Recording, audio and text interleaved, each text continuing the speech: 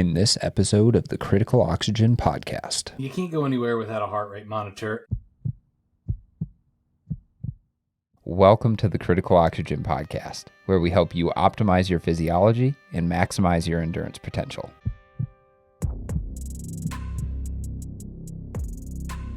I'm your host, Phil Batterson. I have a PhD in molecular exercise physiology, and I'm the founder of Critical Oxygen, where my mission is to build better endurance athletes through remote education and in-person physiological testing. Today, I'm joined by Coach Geiser from EndureIQ, where we talk about the technology we use for training, as well as the technology we think others should be using for training as well. Enjoy. Geiser, welcome back to the show. Glad to be here. Another day, another week. I know, man. It's I've said this a lot, but I like to express my gratitude and appreciation for these sort of podcasts. These are always something I look forward to, throughout our week is our discussions, because I always walk away with, some level of tangible application, to whether it's coaching or science, or today we're talking about technology and stuff like that. So I just want to extend my appreciation for our conversations yet again. Well, that's better than hearing, hey, every time we walk away, I walk away dumber. So I'll take that. So I'm hoping that if I'm getting something tangible out of these sort of conversations, everyone else is getting something tangible as well. Well, as I sent you a text earlier this week, I've been getting a lot of positive feedback from athletes that I come in contact with. So I do think that, just from the athletes that are reaching out, we're making a difference in their life. And I think that there's probably a number of other athletes that are taking advantage of this, and maybe they don't have the time to send it or don't care to send it out, but I'm sure we're doing a good job across the board. Yeah, absolutely. If anybody has any questions, really, we're encouraging people to reach out to us, on our Instagrams, because we want to, Aaron and I have discussions. We're like, hey, what should we talk about, this week and stuff. And it's actually a lot easier if you, as the listener, reach out to us and say, hey, this topic would be super useful for me. Because then we're literally going to be recording a topic that comes from a listener. And if you have that question, or if you want that clarification, chances are there's a lot of other listeners out there that also want that clarification. Also, big celebration. We made it to 500 subscribers on our Spotify podcast. So we're up at 500. I don't even know if I have 500 followers myself on one of the like Instagram or whatever. So that's pretty good. If you are listening to this episode on Spotify, go and follow Aaron on Instagram at @Geiser. No pressure. No pressure. But no, in all seriousness, this has really been awesome, and making it to 500 followers on Spotify is, this is I guess a lot of gratitude and appreciation for everybody. Thank you for all you guys' support, and Aaron and I, and everybody else, who is involved with the podcast. We're going to continue to try to make as much content for you as possible, and then also start to package that content together and hopefully give you even more educational opportunities going forward. So from the bottom of my heart, thank you to everybody for listening. I really appreciate it. And, this is an awesome, metric and way of me getting a gauge of how the community is growing. So thanks, everybody. Well, you're out there hustling every day too. So you've put a lot of hard work out there. So it's deserved. Thanks. Well, I appreciate that. So all thank yous and everything aside, today, Aaron and I are going to actually, I called it a little bit of a show and tell, all about technology. What sort of technology do we use for our training? How do we use it to inform our training? Those sort of things. And just as a little bit of a background, so currently, I'm not actually training for anything in terms of performance. I've been telling Aaron a lot that I'm really training for life and health, because I've had some hip issues, some lower back issues that I'm really trying to mend before having any sort of like really out there performance pursuits and stuff like that. So the way that I'm probably using technology might be a little bit different, but I think that the principles of using technology to inform your training, whether it is health or performance, can be very similar. So, um, I wanted to get that kind of clarified, is that or actually, I can just dive into what I'm actually doing. So, like I said, I'm trying to be healthy. So, I run 3 days a week, and it's generally a little bit higher intensity because I've found that running at higher intensities, just kind of touches on those higher cardiovascular development sort of side of things. So it's a little bit more towards VO2 max, but probably pulled back because I'm not doing intervals. It's like between threshold and VO2 max development for my runs. And then on the off days or the easier side of things, I'm just doing a lot of walking to get my volume in. I know that it's not optimal, for like quote unquote zone 2 training, but it allows me to continue to build volume and train and walk and take my dogs out, in our backyard, down to the river in the canyon and stuff like that. So it gives me those opportunities. And then on subsequent days, I'm doing like zone 2 cycling. So truly at kind of like that high zone 2 boundary to develop more capillary density, mitochondrial volume density, cardiovascular like stroke volume, and those sort of things. And I do a few surges within that. So I'm really trying to do, like the high intensity stuff, recover with like the zone 2 sort of stuff on the bike.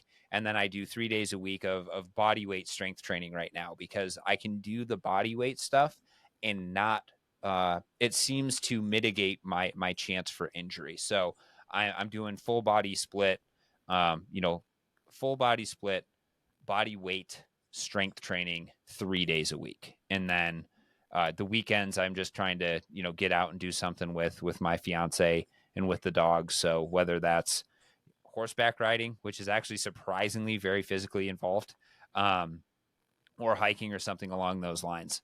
And that's kind of my recipe for developing or maintaining my health while, kind of targeting some physiological, development. Aaron, what about you? What do you're definitely training on the other side of the spectrum, more towards performance. So if you wouldn't mind giving the listeners just a little bit of an idea of what you're doing, I think that'll help them kind of get an idea. Right now, swimming 3 days a week. One more of a technical day slash recovery. Then one's more just kind of speed, and then another one's capacity. So extending some of that speed across lengthening distances. So that's 3 days a week, typically Monday, Wednesday, Friday in the pool, days a week, and I'm running 5 to 6 days a week as well. I don't have anything in the near future on the calendar as far as race schedule, so I'm still doing quite a bit of, let's just say, base work in the general idea of it. I do lead 2 rides a week on Zwift for the EndureIQ group. The one that we've talked about a number of times is on Saturday, which is always an aerobic long session. So last couple of weeks, I want to say we've been in the 4.5 hour range. Typically, we'll follow that up with and when I'm really getting specific, I do not run this length, like long of a distance after a run off the bike, I should say. But right now I'm doing 10 miles off the bike each Saturday, and that's traditionally with the dogs. So I'm just kind of tempering their high energy levels.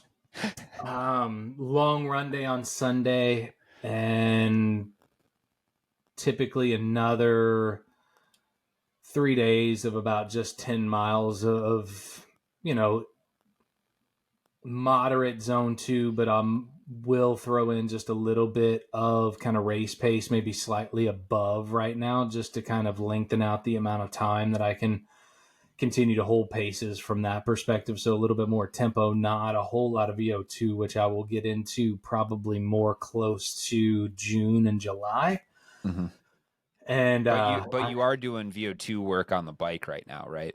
and that second workout we just rolled because I lead the Southern Hemisphere ride on what's Thursday in Australia and New Zealand, and it's Wednesday for us here in the States and all of Europe. So it's and many other places I should say, but that just rolling over into their off season for the Southern Hemisphere, we've started to pick back up 30-30s, so some VO2 max work. And I shared the fun experience that I had on this past week's session. But the other ones, I'm typically doing one day of 70.3 Ironman pace with strength work on the bike. So I'm doing that at 65 down to 55 RPMs. And then the other 2 days on the bike are really dedicated to endurance. Nice. Yeah, that's what's your total like volume per week right now? It seems like it's quite a bit. I could look it up. It's that.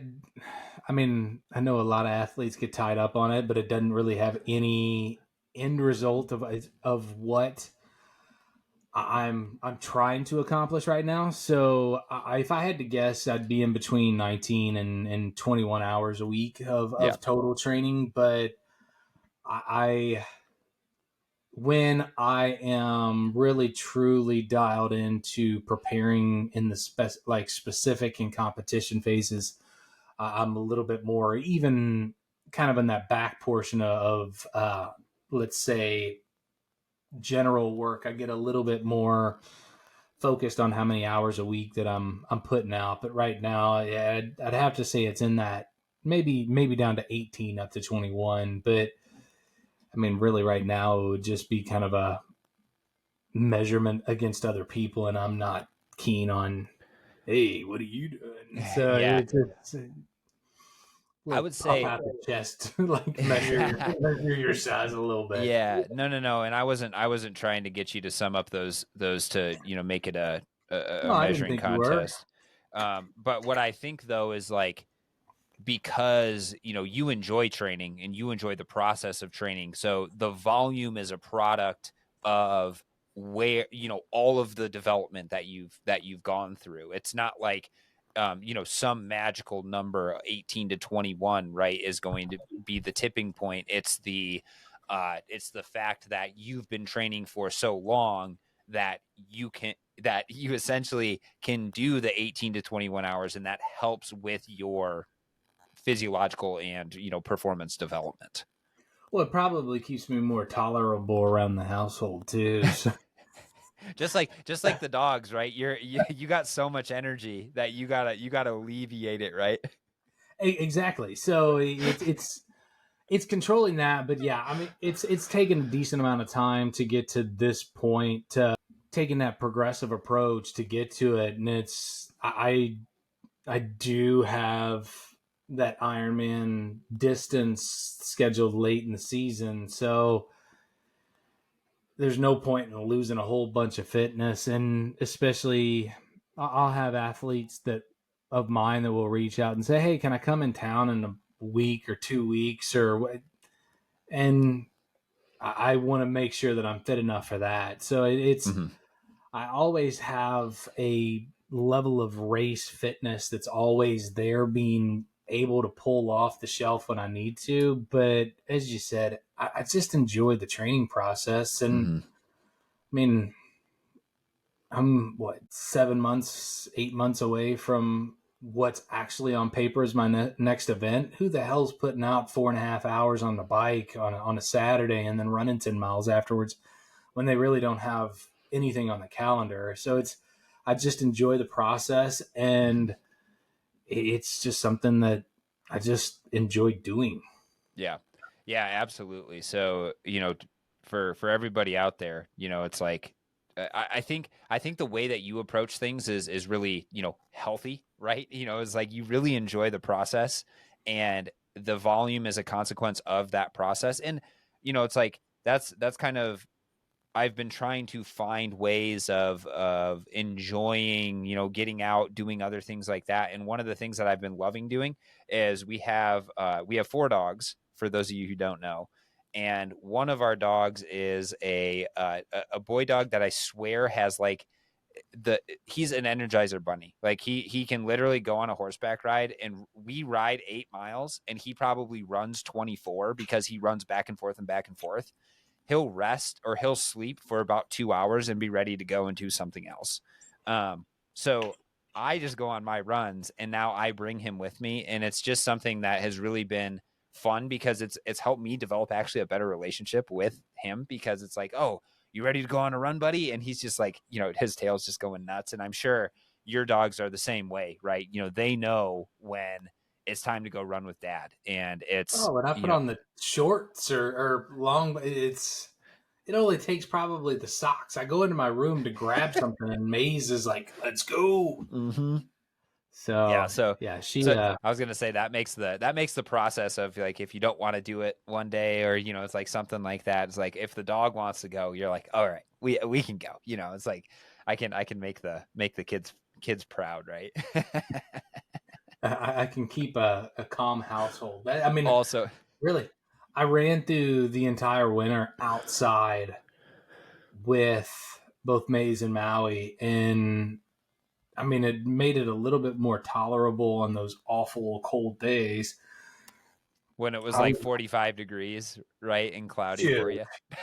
20, 24. I think we spent some days out. What are you talking about? But and it really it has them settle down a little bit. They're, I mean, the type of breed they are, they're much, I mean, they're very obedient, but they're more obedient when they're tired because they Hmm. just aren't causing trouble. Yeah. But they, I mean, they were running over 50 miles a week with me, and I was getting in 100 kilometers, so I was up over 60, 62 myself. So it just, when you're putting in that amount of mileage and still running or biking and swimming, it's just nice to have some companions, and they're always there. They're always willing to go. Sometimes it takes some coaxing for Maui to get into the back of the car, but once she gets there, she's ready to go. Maze Yeah. just jumps right in. You gotta hold her back or cage her to prevent her from going. So Yeah, it's certainly fun. Um, so yeah, so I mean, on the topic of, you know, you building volume and other things like that, what sort of technology, to actually get into our topic today, are you using to, you know, gauge effort levels or make sure that you're not overcooking it, right? You know, like what sort of stuff are you using, and how are you using it? Because there's definitely different uses for certain technology, you know, for different workouts. That's what I'm trying to say. well, I don't go. I mean, you can't go anywhere without a heart rate monitor, and I want everybody to recognize when I say a heart rate monitor, I'm not meaning the optical sensor on the back of your watch, because yeah, it's, and that's the product of choice is the Polar H10 for me as well, which is what Phil just showed. Um, just shown to be the most reliable on the market, but Mm-hmm. I also don't typically, when that heads out with me, there is a core monitor on me as well. And even when you're going out in the cold, sometimes I can see things within the numbers. Man, that felt a little bit more challenging on an aerobic run. Oh, because my body temperature got up to 103 because I had too much clothes on. Mm-hmm. So on some of those cold days, you overdress, and you can kind of see, okay, well, maybe I don't need to go out and add that additional jacket on top, or maybe I go with the jacket but a short sleeve, more airy shirt underneath, as long as I can get started and get that body temperature up. So those two things are typically on um, every activity other than the swim. I just don't think, no matter what anybody wants to, heart rate in the water is not shown at this time to be as accurate without just taking it by hand.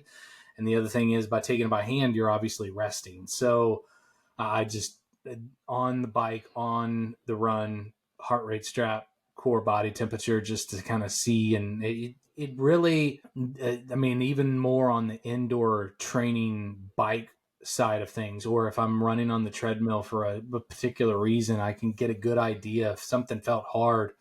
Man, the room was a little bit warmer. My skin temperature was higher and my core body temperature was higher. That sometimes is a very, very easy answer for me to say, oh, man, that's why that was a little bit more difficult. And I have those up within every ride. So I'm actually able to see it. And it's not something that I really even need to analyze afterwards, just because, oh, this is where it was. So I Mm-hmm. can kind of look at that. But the other thing probably overlooked as technology that needs to get like gone over is shoe technology.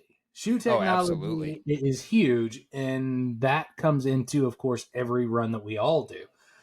Um, I and when you came in, you got to see probably a pretty good sight of the shoe collection that I do have, and I continue to grow on a week to week basis. But based on the type of run, based on what I'm trying to do, what I'm trying to hold, what effort I am picking a shoe based on even how much mileage I have to that point of the week. And if I need to provide a shoe that has a little bit more cushion to it, all right, I'm going to throw that into the long run this week because my body just needs to be taken care of a little bit. And one of the conversations that I really it gets me going when I have those conversations with athletes. And hey, how many shoes do you cycle through? One? No, no, please don't say that. For most people that aren't aware, it takes the new foam on some of these shoes 30 or 48 to 72 hours to fully rebound. So if you're running on that shoe within that timeline, you are probably running on a condensed foam shoe that's not providing you with some of the response that it's claiming to give you. So I take Hmm. that to an extreme where I won't run in the same shoe definitely in 7 days, sometimes in 14. So Hmm. that, I know that that's extreme, but again, I also like to test shoes to know, hey, when athletes ask, this is what I felt from this. I don't know if it's the right shoe based on your run and your gait. I will look at that and be able to tell, but at least I can provide updates and kind of reviews on a particular shoe. But I do feel like that is a piece of technology that is probably overlooked by most that needs to be involved into your training regime is the technology from shoes, because each shoe does have a particular response. I mean, we all are we're head over heels over these super shoes, but there's also shoes out there that are much better for when you just go out on a long run. Your body's a beat up a little bit at the end of the week. You just want a shoe that's going to absorb some of that contact force. Having a little bit of additional foam is going to do a lot of positive for your body. You're going to respond a little bit quicker. You're going to get into those workouts that are after those workouts or after that run a little bit more rejuvenated and a little bit more fresh. So you're going to have a better outcome in those cases. So choosing a collection of shoes that you cycle through the course of a week is going to be very important. And look at it from the standpoint, yes, it's going to be the same amount of money that you're going to invest in a year, but you're going to span out that shoe for longer periods of time, where if you were just using one shoe and that shoe got you 300 to 500 miles, whatever it might be, if you're now cycling in some other shoes, you're still you're extending that life out, but you're also extending your body out as well. Mm-hmm. And that to me is the most important thing. Oh, I would continue to buy shoes, especially high price shoes, to keep my body healthy. Mm-hmm. Yeah, that was actually one of the biggest takeaways I had from coming down and visiting and doing the testing with you and your athletes is I well, first of all, met Frank and he's awesome. So he's the owner of a bunch of shoe stores down in Kentucky. Fleet Feet, we'll Um, say Fleet Feet Shoe yeah, Store. yeah, Fleet Feet shoe stores, and so I was able to actually get like a number of shoes, like that I wanted to try out and other things like that, sent from Fleet Feet to my house out in Oregon. And that was after testing a few types of shoes with Aaron. And something else you told me that really resonated with me is that by rotating shoes, quite often, right? It's like you said, you're not wearing the same pair of shoes. You may not even be wearing the same model of shoes, within a 7 to 14 day period. um, One of the things that you were talking about is the way that different shoes stimulate, the different intrinsic muscles of your feet, right? So that was something that I really took to heart because I've had plantar fasciitis in the past, Achilles injuries in the past, all of this sort of stuff. And one of my pitfalls I think that I was making is that I would wear the same shoe every single day for training. And now what I do is on my treadmill walks, I wear my barefoot shoes because I found that that helps to strengthen my feet. On my trail runs, I wear my trail running shoes. On my road running, I'll wear, like, depending on the day, I'll wear like, my cushier shoes. Or, some days when I just want to feel fast, I'll bust out the carbon plate shoes just to feel fast. Like I said, I'm not training for performance, but the feel of the different types of shoes, especially like the Fresh Foam 1080s that I have, those things are like running on pillows. Whereas then you go to switch over to the Zoom Flies, and those are like running on springs essentially. Yeah. So I'm using all of those different types of shoes. And then of course I have my Crocs, which are, arguably my most comfortable shoes. And Aaron is rolling his eyes right now. And it's so funny you do that because I think Crocs are a very divisive form of footwear. But no, but all joking aside, I do think that, cycling through shoes and knowing which shoe you're going to wear for which purpose is actually a really good idea. And it will help to Not just a keep. good idea, it's a good practice. Sorry. Yes. No, it's a good practice. And then I also think too, like varying like the drop height, varying the stack height, varying all these different variables that can happen with shoes is also going to be good because they are going to stress your feet, your ankles, and like your knee, hip joints all in slightly different manners. Obviously, if you've always worn cushion shoes, don't just directly change to completely barefoot zero drop shoes because that's where you run into issues. But if you work in all these different shoes, I really think that could be a very effective, or will be a very effective way for you to avoid like overuse, sort of like chronic injuries that could happen with muscle atrophy from using the same shoe over and over. Agree 100%. And I'm sure when people heard technology, they did not think that we were going to talk about shoes, but it's a very important, for me, it's extremely important. And especially by rotating shoes and also using shoes that are for a particular performance, your body just breaks down and you have less niggles, you have less breakdowns, and you're going to be doing activity more frequently. So I do feel like it's an important topic and an important technology piece to adapt into your rotate into your normal practice. Mm-hmm. Yeah, and I think, if you did say, shoes are a good piece of technology, a lot of people, what their initial thought would be, oh, the super shoes, right, that people now race in. But it's a piece of equipment that you use almost like every single day, for walking around, for running, for doing yard work, all of that sort of stuff. So it's, it should not be overlooked. And I'll just leave it at that. I do think we need to make a podcast episode about biomechanics and run form analysis and how different types of shoes can maybe affect those different things. So that will be, I'm just saying it out loud so we can put it on the topics list for later. But no, I think that is phenomenal. Um, what so that's how you recommend, like shoe usage in terms of like your, like, I want to go back to the core monitor.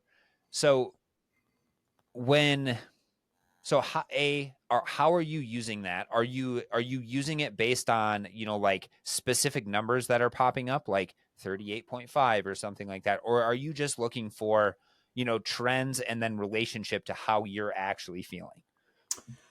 Well, I think the answer to that question is going to depend on what I'm getting ready for and what event I'm going into. So right now, Mm-hmm. without an event really there, I'm more just correlating feel, heart rate to the temperature through what portion of the workout and what the type of workout is.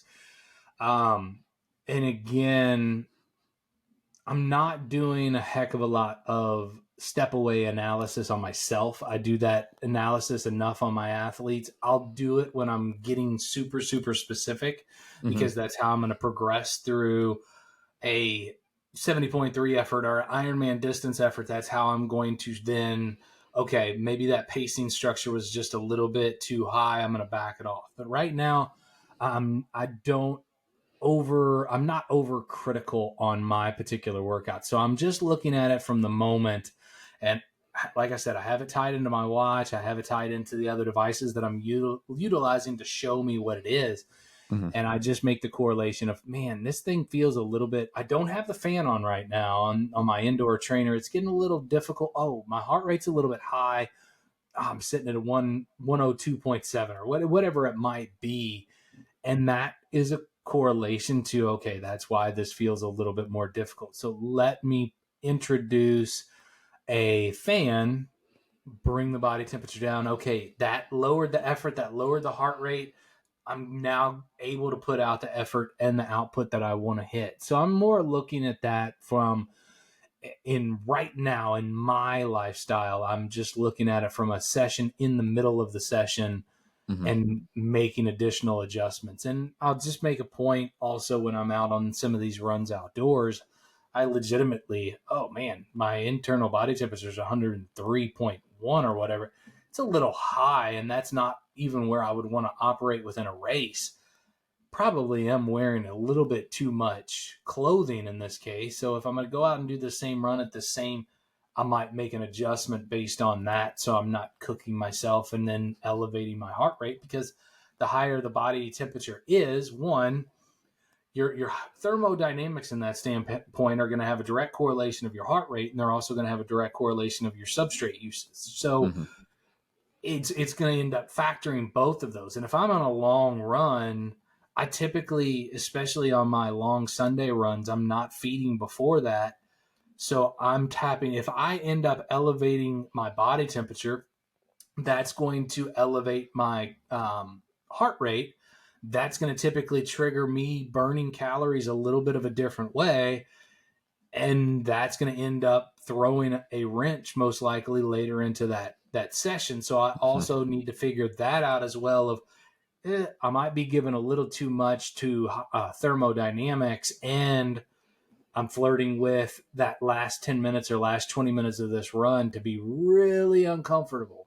Mm-hmm. Yeah, so with that increase in body temperature, right, you're going to just experience an increase in stress. You're going to have more Right. stress hormones released and other things like that. And that's probably, well, most likely going to shift your substrate utilization away from that fat oxidation more towards that carbohydrate oxidation. So, you know, from that perspective, that absolutely makes sense, especially, you know, with the longer runs, the longer style of races that you're doing, you want to spare those carbohydrates for as long as you possibly can. So controlling your body temperature and making sure it's not getting too high, you know, it is a really good way of measuring that. And you know, you said you saw a direct relationship between kind of like, you know, heart rate being elevated and then core body temperature. Do you typically see its core body temperature and heart rate are going like in the same direction? And if that is the answer, why not just use heart rate, you know, as your gauge of Typically, I internal? do see temperature rise first Okay. with heart rate to follow. Because Okay. then, I mean, think about it from the physiological standpoint, Phil, and this will make sense to you that when your body temperature starts to go up, your internal thermometer starts to rise. Your body then says, "Oh crap, we have to do something to lower this down." So the correlation is body temperature goes up, then the heart rate responds to how to cool Hmm. the body, as we've talked about on this podcast before. The body's then trying to figure out how can we tick back down.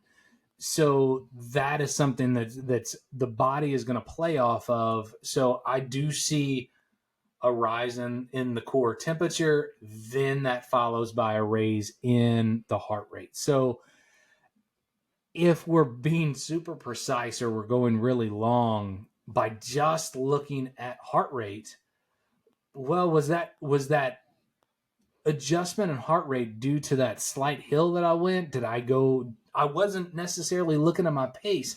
Did I go a little bit harder in that stretch? So you might not be able to, like, I can, and again, it depends on what you have displayed on your watch, which is another great piece of technology. Just gonna But say that. it's again, it's looking at, okay, I look at pace. Pace wasn't what charged that heart rate. Temperature. Okay, so it's almost like you're going through a checklist of what are the potential output or changes that I just went through that are causing that rise in heart rate. And Mm-hmm. again, if we know the answer, we don't know what we don't measure. So if we know the answer, then we can start to say, okay, it is from the body temperature. I need to either cool this thing down, find a way to bring the body temperature down, whether it's unzipped, whatever it might be. Or if it is pacing, you slow the heck down. Or if it is a hill, you again slow the pacing down and you slow the output down. You're going to end up lowering or controlling your heart rate in that case. So I think this is a good way to utilize multiple things that you have on your wrist, and not all of them are wearable. I mean, it's just the wrist heart rate monitor and the core body temperature give me a number of things to say, okay, this is most likely why I'm overreaching. And if Mm-hmm. I'm going to have a successful workout, I need to back this thing off. Yeah. Yeah. So then given that those inputs of data, you can immediately respond to it as opposed to, post hoc looking at your data and be like, oh, my core body temperature came up. I probably should have unzipped there. I probably should have tried to manage my speed a little bit to slow down, to cool myself down. Correct. So no, that is a phenomenal, tangible thing for people is like, if you, if you just have a heart rate monitor, you can still kind of do the same thing. You just have a few more unknowns, right? You say, oh, well, I can't tell if that was because I was going up a hill, I increased my speed, or my core body temperature is going up. Most likely, if you increased your speed or are going up a hill, your core body temperature will probably start to come up just because you're going to be, generating more heat from that. But not always. Like I'm sure there's a little bit of a dissociation there too. Um, so no, I think I really like that. I don't exercise for long enough periods of time to really use the core body temperature or the core temperature monitor in that way. Um, and what's really interesting is like I've done a lot of tests with the core monitor on, and I really don't see too much of a change in like skin temperature, core temperature, other things like that. So I haven't found it very very useful for what I do personally. But certainly when I go out on a run, right, it's heart rate monitor, like you said, the watch, because the watch is collecting all the data and going to be able to show us everything. And I know like right now, I have the ability to be less precise, especially with my running, because I'm just trying to get in a certain amount of time. And if I feel like crap on a day, I'm going to go easy. If I'm feeling good, I'm going to go hard. And it's I know I have enough time in between to actually recover to then come back the 2 days afterwards and do well again. But I'm always kind of glancing down at my heart rate. I I had a phone call with somebody the other day, and I was like, I need to go for a run. And typically, like I wouldn't be able to talk during these types of runs, but I was like, okay, I'm going to back it off a little bit, actually be able to talk during my runs, which would be an indication of somewhere close to zone 2. And it was amazing when I looked down. Is like typically my runs, they'll end at 160 to 170 beats per minute. For this, when I was actually talking, it was like 140 to 145. So that actually gave me a little bit of an indicator. It's like, okay, yeah, I know I'm actually going slower. So, so just to double check with my internal stress that was going on, I looked at my heart rate at that point.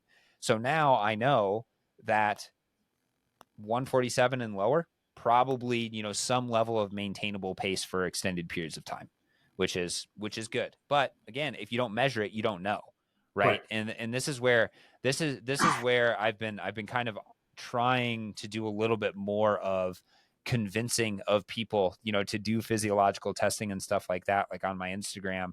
And the biggest thing is, if you're not measuring it, you have no way to actually manage it. So you have to, at the very, very minimum, get some idea of what's going on internally, and that will come from a heart rate monitor. I also, like, in terms of measuring like internal stress, I think the core body temperature, or the core temperature monitor, for some people is really useful, especially during those long ones like you were talking about, Aaron.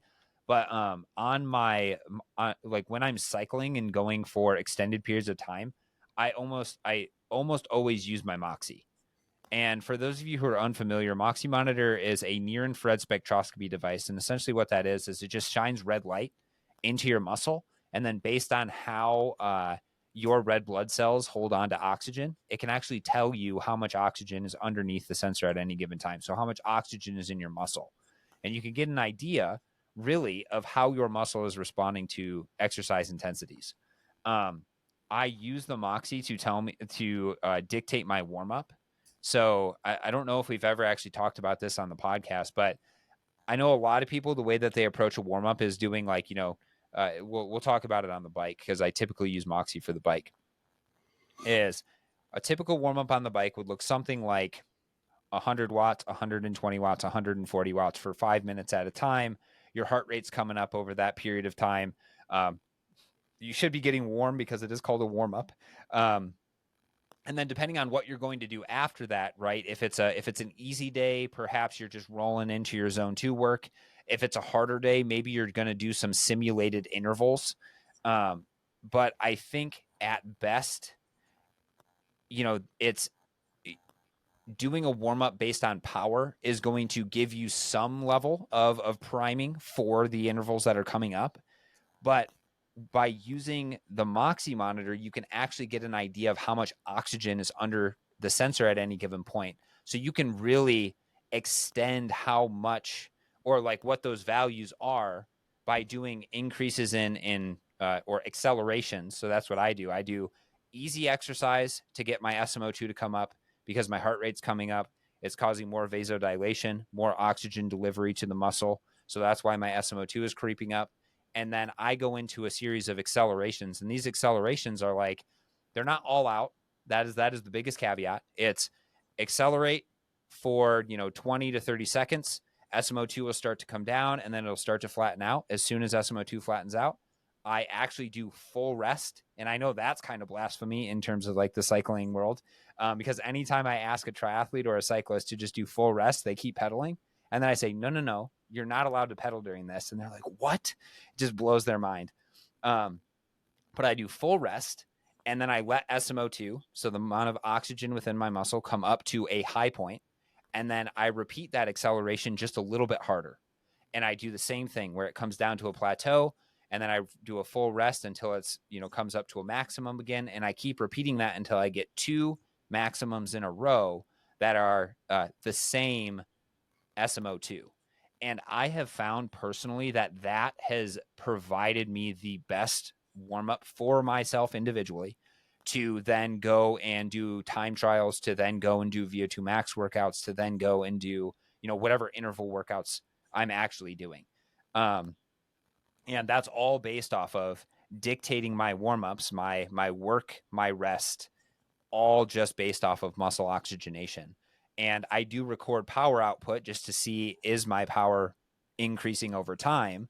Or is my, like what's actually happening? I record my heart rate as well. And it's just been a very valuable tool for me to see what's actually happening at the muscle, because the muscle is what's contracting and propelling you forward.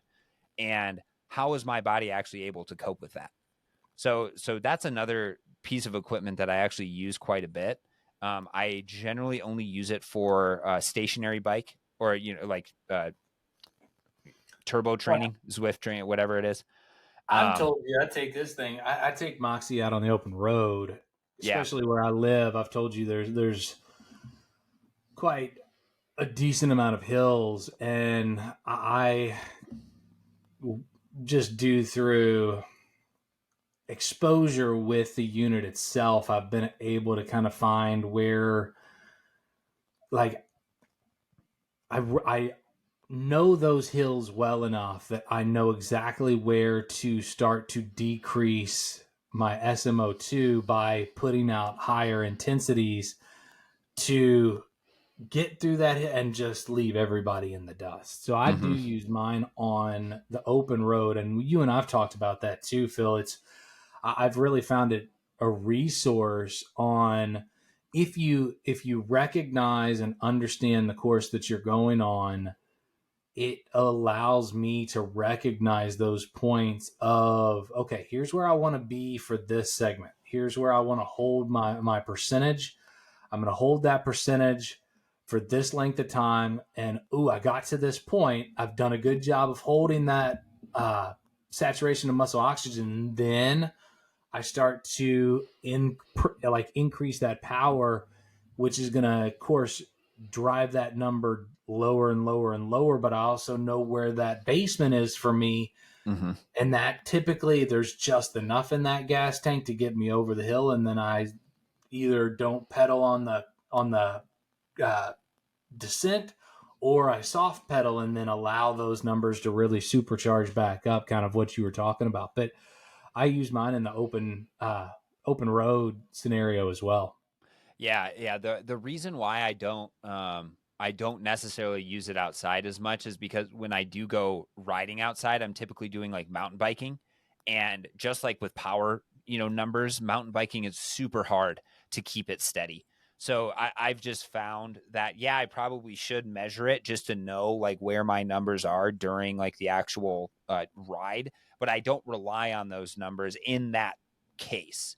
I love the idea of like, say, during a time trial, during like intervals outside or hills outside. It's like if you know where you're, say for example, if we know that Aaron's basement is 20 and he's at about 40% riding up this hill, and he knows that, okay, I got, about 5 more minutes. What he can do to actually pace out to get to the top of the hill as fast as he possibly can is he can say, I'm going to increase my power output so that SMO2 goes from 40 to almost 20, so like 22%, 21% by the time you're cresting that hill. So you're not actually going to full failure, but you're going pretty close.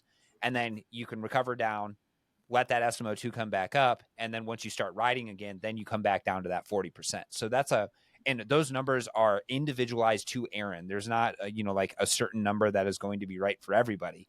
But it is one of those things that's really nice. It's like you can almost measure if people are familiar with critical power and W prime, you can almost measure that depletion of W prime in real time in a sense.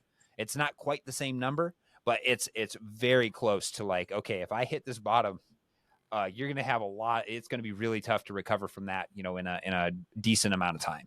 Well, and in that too, Phil, you talk about how in a prescribed VO2 max workout, you have these, let's just say 8 repetitions per set.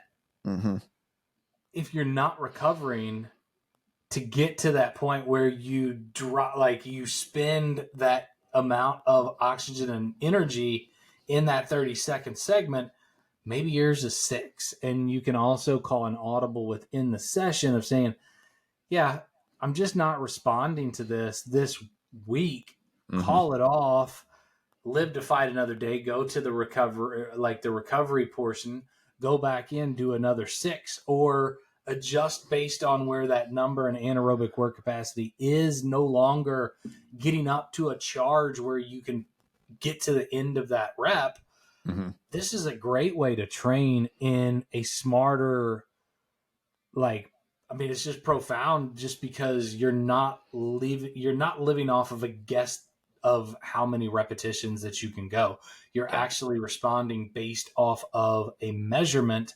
And when that measurement starts to show that you are not recovering enough to make it through the repetition itself, don't waste your time. Yeah. Or extend the rest. Or, Right. like there's a lot of audibles you can start to make once you start to understand what's actually going on. I have a perfect example of this is like back before I hurt I injured my back from doing a little bit too much work. I was doing a lot of like VO2 max intervals. And what I was finding is that something along the lines of like 30-30s or 35-25s or something. And I got up to a point where I was trying to hit like 405 power output for those intervals. And I could tell to a T every single time when I had overcooked it, because my SMO2 would come down to 12%. And then that's when, the recovery wasn't adequate, like the 25 seconds of recovery. And then the next interval would be either down to 12%, or I wouldn't even be able to get my SMO2 down to 12% anymore. So at that point, that's where I would call it. And I would say, okay, let's just extend the rest, get back into it, and then just go again until the bottom SMO2 at the end of, the 35 seconds gets down to 12 again. So that's a way of actually changing, the amount of sets, the amount of reps that you actually can do during a workout. Because with VO2 max stuff, especially for long course training, you're just trying to accumulate as much work at or near VO2 max as possible. And it's not necessarily about the true power output that you're doing. It's more about the physiological strain and stress that you're actually putting onto your body. So I do think from that perspective, Moxy is super useful in terms of like the interval stuff. Um, and I did just say, right, it's like, oh, you can use Moxy instead of power, but I think power is a very valuable tool. So are power meters, is that another requirement that you have for your athletes, especially on the bike, to have? It makes life so much easier. I'm not going to say it's a requirement because I Yeah. think I might not right now. If I actually look across the board, I probably don't have any athlete that doesn't operate off of power, but I have before, and I don't set it as you're out. It Yeah. just I feel like it is valuable, especially from the training aspect of things. Even if you don't have it racing, I feel like we can hit a desired feel and get other kind of ideas of where that point is. But I do feel that power in the training sense is it's very important because Mm-hmm. especially when we get into measurements, when we get into comparisons, it's just another one of those things where we can say, well, we had an off day. And here's how I know we had an off day is because, yeah, okay, there might have been hills on that course, but your power was also down, and your power should maybe be a little bit higher or at least equal to what we would expect it to be. So, yeah, or you could also, you rode well, but I don't think we overcooked ourselves. We ran well, and we can here justify that by here's where you here's where you trained, here's where you fell in the power within the racing structure of this bike. It allowed you to go off and run your best run. So I think that there's just a number of things that allow us to kind of walk away and analyze results, analyze workouts. Power is one of those things that just allows us to get into a much deeper dig to find out what you did, what the output was, and it's a good measurement. Mm-hmm. Yeah, and then when you start to compare it with, heart rate, for example, right, you can start to get an idea of how is that external, stress compared to that internal stress, and kind of exactly like what you were saying. Maybe on the given day where an individual's power was lower, maybe their heart rate was through the roof, Yep. and maybe their heart rate was through the roof because it was just hotter, because the swim was a little bit warmer, they cooked themselves on the swim or something, or just the ambient temperature is warmer. So this kind of just highlights the how you can actually use technology is, use it to um illuminate a little bit of that black box that is like the human body, right? Because we can't tell everything that is possibly going on in the human body at all times. But what we can do is we can compare, heart rate, for example, or core body temperature, muscle oxygenation to the actual output that we have, whether that's speed if you're using your watch for running, or power output, what if you're using it for cycling. Um, do you ever use power output for running? I don't. I am a Stride certified coach. There are so many other metrics from that device that I do look at and put importance to. Mm-hmm. Run power is not. And I also feel like a lot of that particular technology is based off of a lot of just running analytics. So when I have a triathlete that is cycling, cycling, swimming, and running, and also maybe even doing some strength training on top of that, that's loads through the course of the week that stride pod or another power device is not going to be able to associate what stress that you have from all of those other workouts. So if you go out and try to hit 320 watts on a run where you already have the TSS of the week of 1500, you're just going out and you're cooking or you're burning matches that you might not have.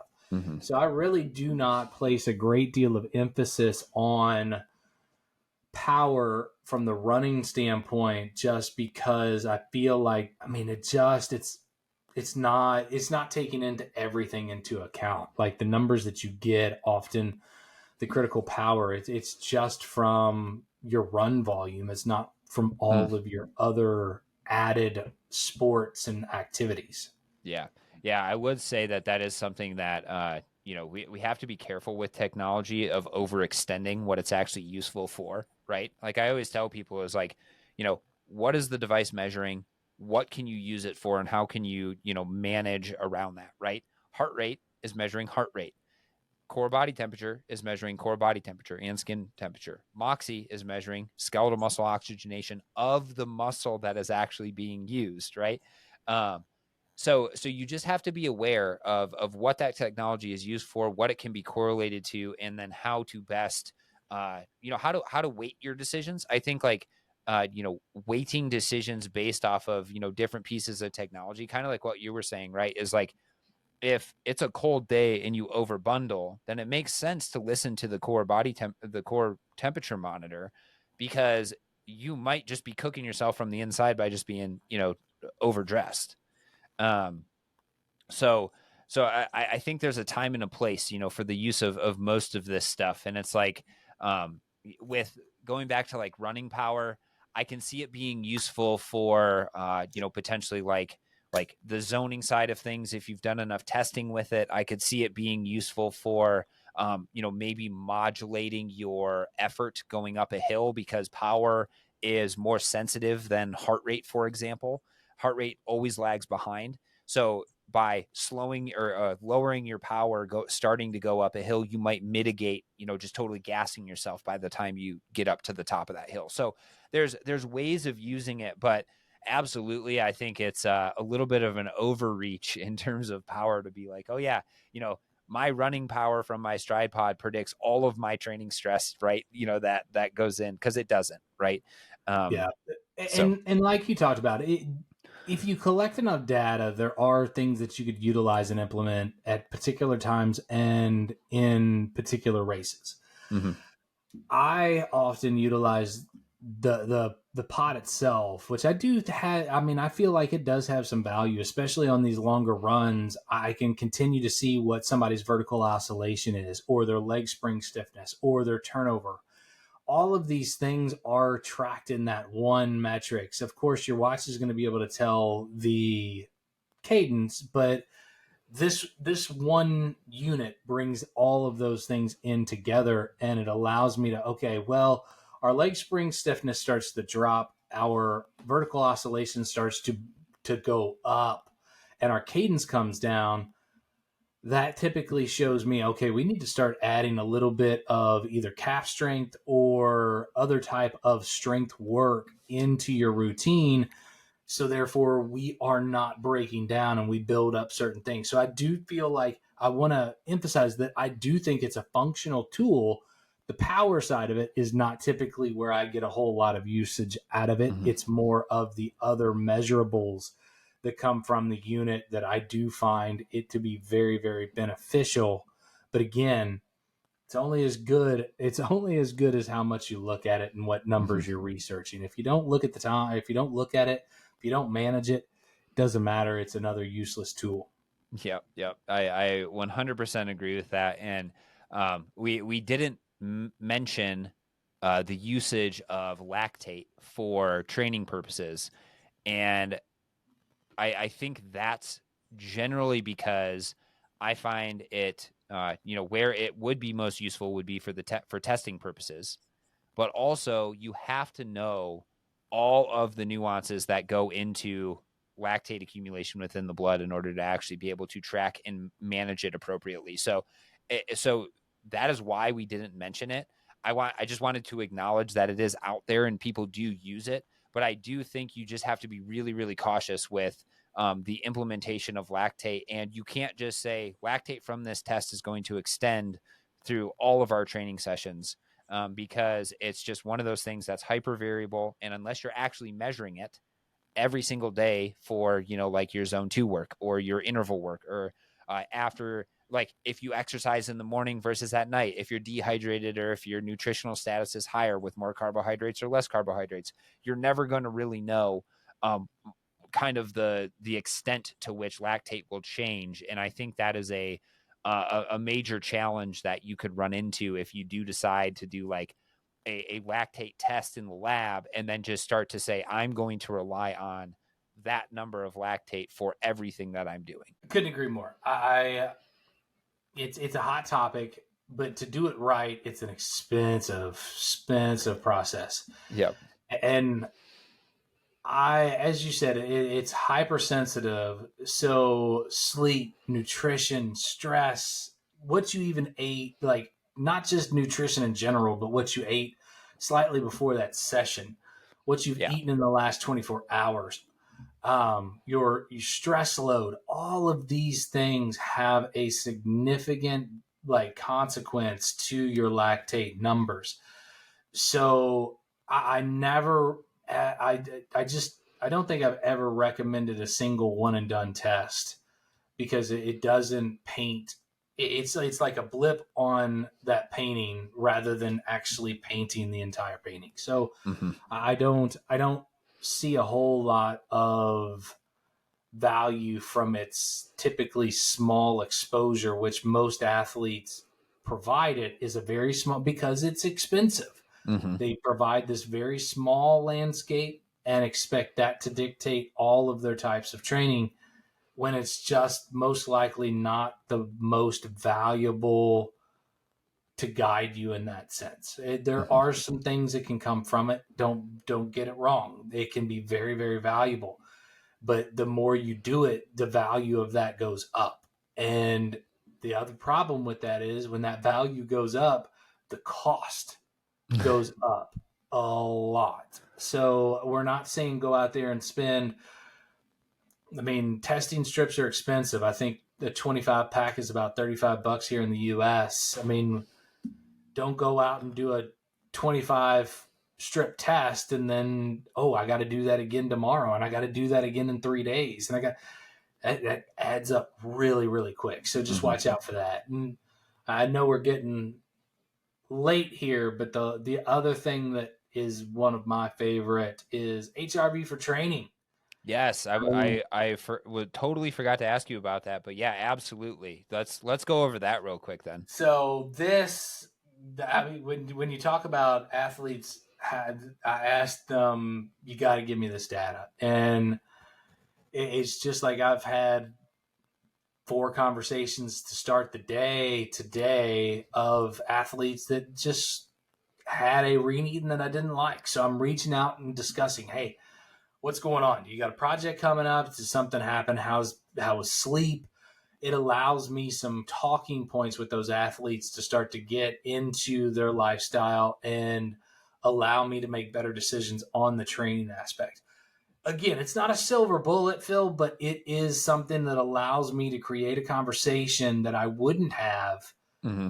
based on hey, I saw this rating this morning. You're either you had a big change in your baseline, or I mean, you're in the red, whatever it might be, however Right. measurement style that you want to say it. One, you could find out, oh man, I've just been battling with stress all week and I didn't want to bring it to your attention. Well, hey, that's what I'm here for. We're Mm-hmm. going to make a change on tomorrow's workout if we haven't gotten to today's workout. Or if you've already gotten to today's workout. If you haven't gotten to today's workout, I'm going to make a change on that one as well. So it allows a opportunity for me to one, let the athlete know that I am paying attention to a lot more than just their workouts, but Right. two, that I'm making decisions based on all of these things that we are tracking. And if I see, yeah, man, you're red. Did we not get a good night of sleep last night? Well, it has been 3 bad nights of sleep. Workouts have been somewhat hard this week, but I just didn't want to let you know. I didn't want you thinking that I was a failure. No, Yeah. that's not the case. We have that bucket of stress that continues to fill up, and when that bucket of stress starts to overflow, I can't change your job. I can't Mm-hmm. change your life stress. I can't go to wherever you live and take your kids to their soccer practice. You still got to do all that stuff. Right. I can change your workout and make things a little bit less stressful from that. So I do find this measurement, just even if it didn't get a good rating that morning, I still get to share a conversation with my athlete about how they're doing, how they're dealing with certain things. And it's sometimes something else could come from that, and we're making better decisions down the road. Mm-hmm.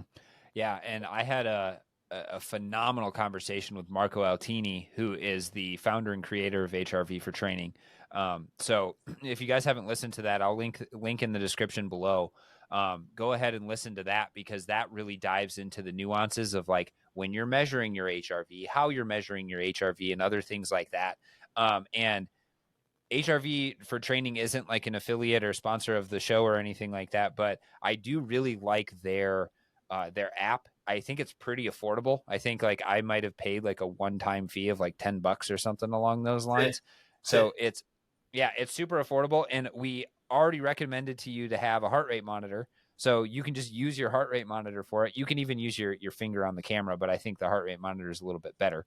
Um, so go and check that out, because I think that is something we talked a lot about, using tech for training purposes, but HRV is definitely something that should be used, I think, to check your readiness to train, right? And then you can make pivots within that.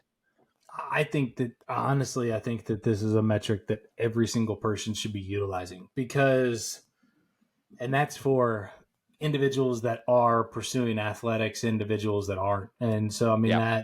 yeah, I just feel, I had a conversation with a doctor one time, and he had started to, I think he was an ER doctor, and started to monitor HRV readings in the morning for these individuals to make decisions off of, not Mm-hmm. sole decisions off of, but be able to make more informed decisions.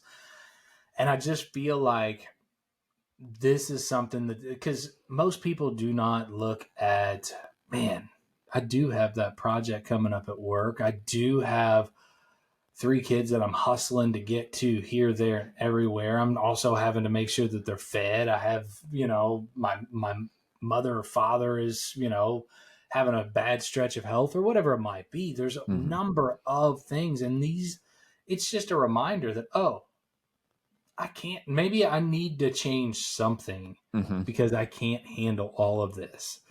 And I really, I feel like this is something that is important to every single person that walks around, not just athletes, just because it allows us to see what that parasympathetic nervous system is doing. Or not And doing, right. right, exactly. And if we are not getting enough rest, if we are stressing that sympathetic nervous system too much, you're going down a potential hazardous road. Mm-hmm.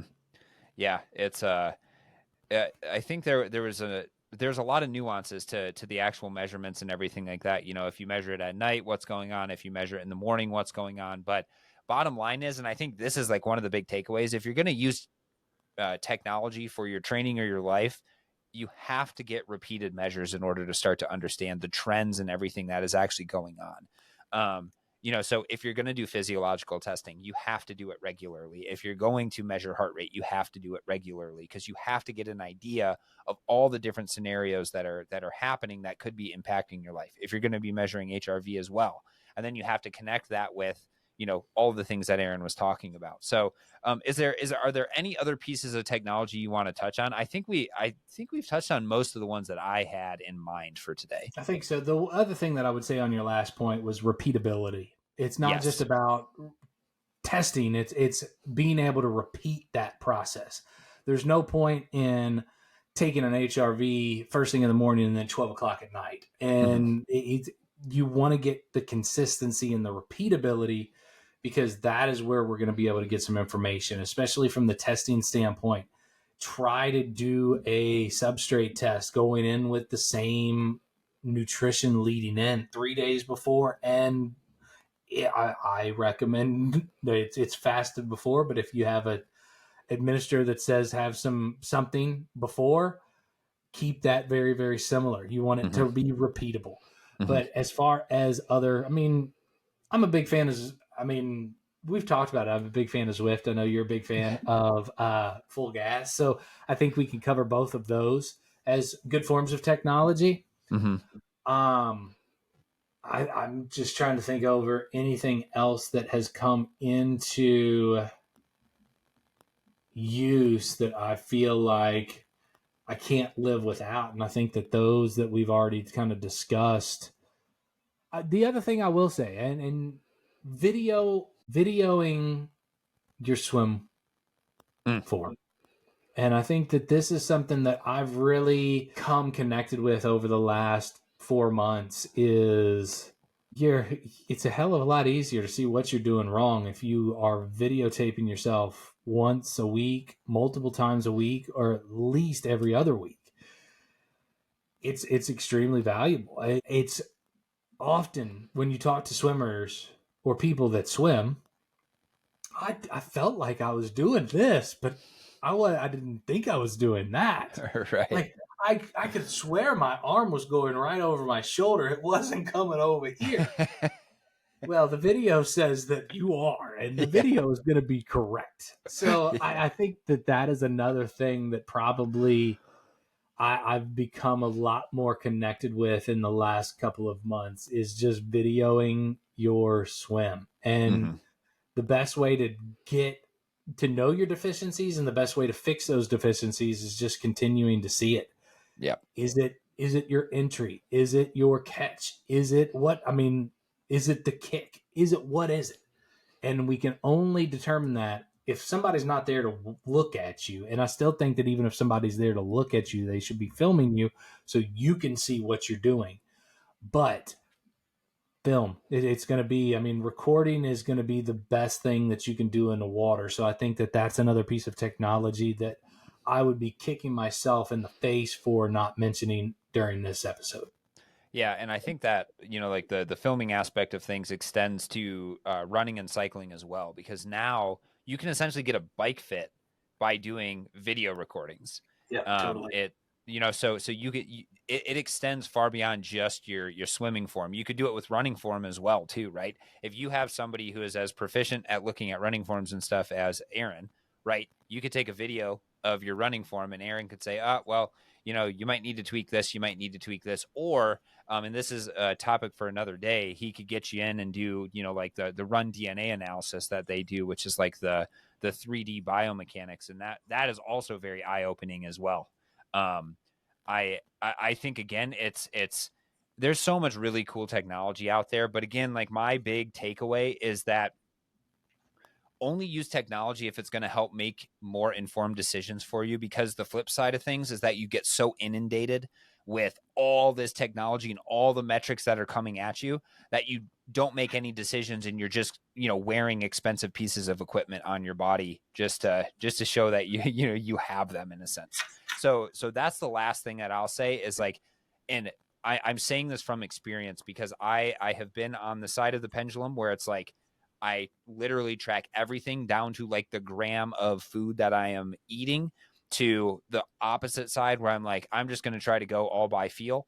And I found that, somewhere in the middle, there's a correct answer for that, with what works for me, what doesn't work for me, what makes me more stressed than less stressed, so on and so forth. So, like those are all of our recommendations, but maybe other things work really well for you. So I'm saying there's a lot of flexibility that can go into the technology. Just make sure it's working for you. And to just add, if it's making you like your paralysis through analysis takes place, move away from all the stuff. Mm-hmm. There is nothing that says that you have to have all of these gadgets and gadgets telling you what to do. If it stresses you out, if it makes you less efficient, move the heck away from them. There's nobody that says, yeah, you got to get this. And I mean, that's another thing with the HRV. With Marco's built into that app where if you don't want it displayed to you, it won't display it to you, but it will still shoot that information up to me. Yeah. So just take the 60-second reading, have it shoot up to me, and then let me make the decision. You don't need to see the results. So, I mean, there are still just recognize if it stresses you out to even think about this topic, you don't have to use it, or you don't have to analyze it. Let somebody else do that for you. And then you just follow the guidance from what this information is being told. Yep. Couldn't agree more. If you guys have any cool pieces of technology that you like to use that we didn't touch on, or, you think we should explore, send us DMs. You can always find me on Instagram at Critical02. You can find Aaron at Try a Geyser. You can comment down below if you're on YouTube. And if you've made it this far in the video, please leave us a 5-star review on Spotify, or audio, because it really helps to get more eyes and ears on the podcast. So we really appreciate you guys, listening. And don't forget to go and join Aaron for his long rides on Saturday on Zwift. And you also need to get them to connect to you. You were telling them to follow. You just gave that at Try a Geyser. They need to follow as well. Oh, yeah. Do all the things. Subscribe, follow, comment on stuff, ask questions, send us topics, all of it. If there are things you guys want to hear, definitely let us know. We appreciate you guys listening, and we'll catch you guys in the next one.